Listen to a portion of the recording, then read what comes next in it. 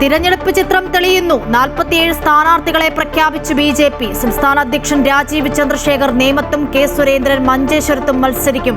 വട്ടിയൂർക്കാവിൽ R Sreelekha, കഴക്കൂട്ടത്ത് V Muraleedharan, തിരുവല്ലയിൽ അനൂപ് ആന്റണി, പാലക്കാട് ശോഭ Surendran, പൂഞ്ഞാറിൽ PC ജോർജും പാലായിൽ ഷോൺ ജോർജും മത്സരിക്കും. CC Mukundan MLA നാട്ടികയിൽ സ്ഥാനാർത്ഥിയാകും. Mukundan BJP അംഗത്വം സ്വീകരിച്ചത് തൃശൂർ ജില്ലാ കമ്മിറ്റി ഓഫീസിലെത്തി.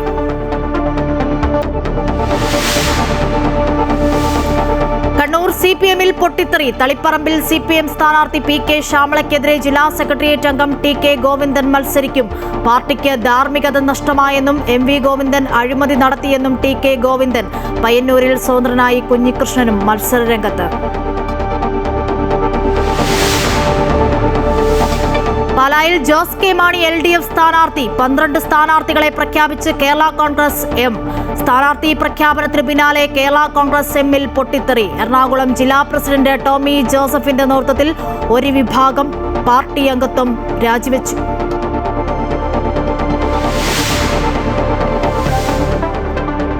SNDP-യിലെ അയോഗ്യതാ വിധിക്കെതിരെ വെള്ളാപ്പള്ളിയുടെ ഹർജി ഹൈക്കോടതിയിൽ. തുടർച്ചയായി റിട്ടേൺ സമർപ്പിച്ചില്ലെന്ന സിംഗിൾ ബെഞ്ച് കണ്ടെത്തൽ തെറ്റെന്ന ഹർജിയിൽ.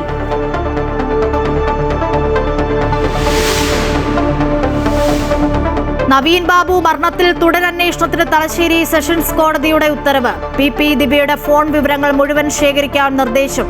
ഉത്തരവ് നവീൻ ബാബുവിന്റെ ഭാര്യയുടെ ഹർജിയിൽ. ആശ്വാസവിധിയെന്ന് കുടുംബം.